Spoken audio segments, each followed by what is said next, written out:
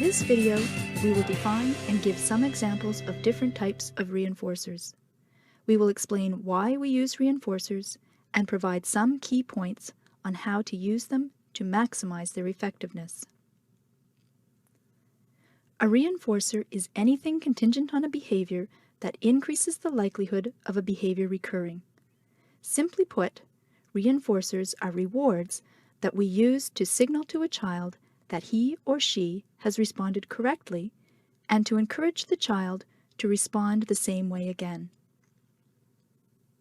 Reinforcers provide motivation and essential feedback to the child and strengthen learned responses.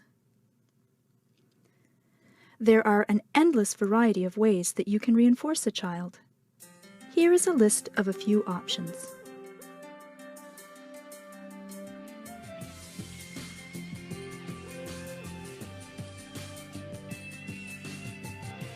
The most basic type of reinforcer that you can use is food or drink. If you give a child a piece of a desired food or a sip of a favorite beverage after responding correctly to a task, the child will be more likely to respond the same way again. Food or drink can be excellent reinforcers, especially at the beginning of therapy when you are still determining what the child might find rewarding. Other reinforcers include favorite toys, physical touch, and activities such as tickles, bouncy knee rides, or hugs as rewards for correct responses. If the child enjoys these things, they can be wonderful reinforcers. Another useful reinforcer is task avoidance. Ending the task at hand can be very rewarding for many children. Removing the teaching materials from the table, throwing away quiz cards as they are finished, or allowing the child to get up and leave can be very potent reinforcers. Do this. Marvelous! Do this. Do this. That's right, Corey! Do this. Do this. Wonderful! Do this. Do this. Amazing! Let's go play! Another important type of reinforcer is verbal praise. Verbal praise is a bit different from the reinforcers mentioned so far, because most children with autism will likely be indifferent to verbal praise at first. However, verbal praise is very commonly used in our society today. Therefore, it is important to teach children with autism to learn how to enjoy it. To accomplish this, we must always include verbal praise with the other types of rewards that we use. Touch shoe. Oh, way to go. I know how hard you're working. Good work. I've got more crackers. By consistently pairing verbal praise with other rewards, such as food, toys, or physical touch, the children will slowly learn to enjoy it. The last types of reinforcers that we will discuss are counters and token systems. When counters or tokens are used, the child earns tokens or points that can be exchanged for rewards.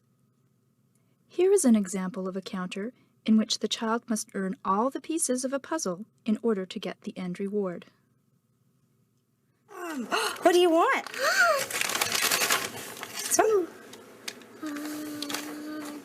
Alrighty. Oh, why? Oh, why? Look, we're gonna get all the cars. Yeah. Then, cookie. Yay! Yay. Shoes. Oh, here it comes. Put it on. There, you got one. Wow. One more. Shoes. Here, let me put it on for you. There it goes. Boink. Shoes.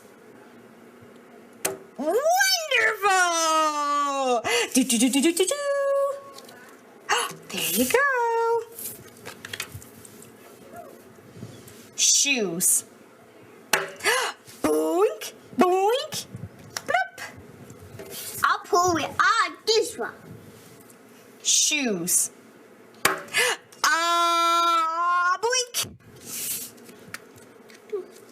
You need one more, then you get cookie. Shoes. Here it goes. Boink. Look, you got all your cars. Time for cookie.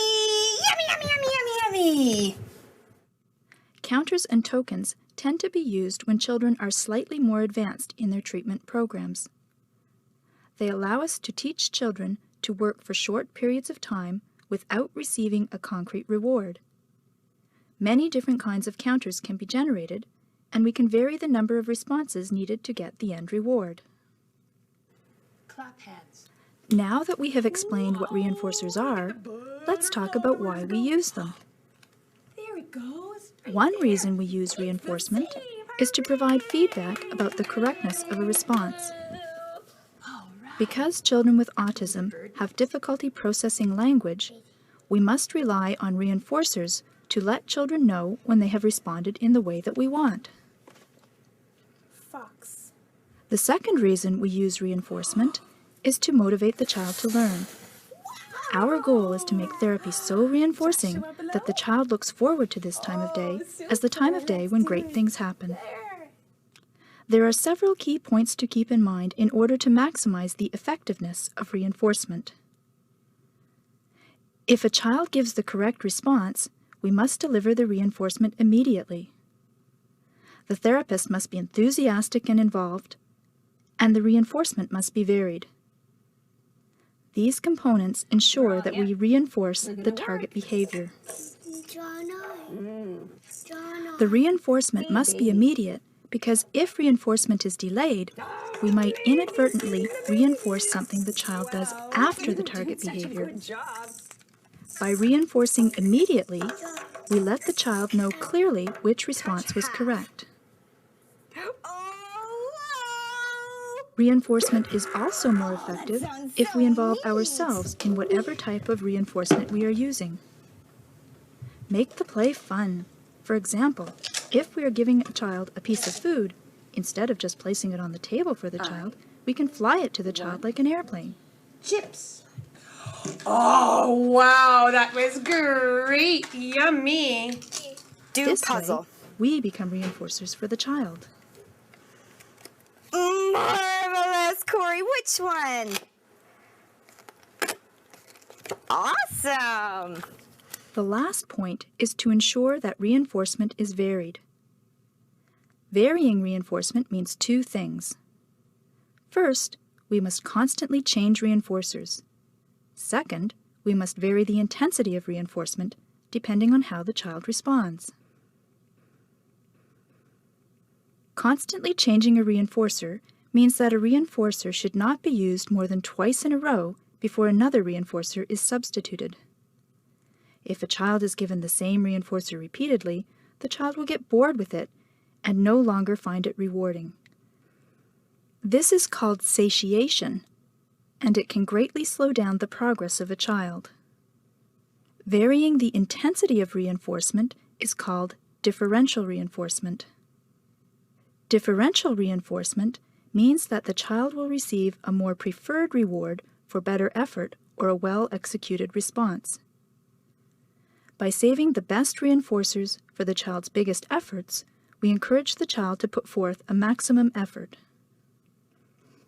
Now that we have defined reinforcers and talked about how to use them, we need to discuss how to develop new reinforcers.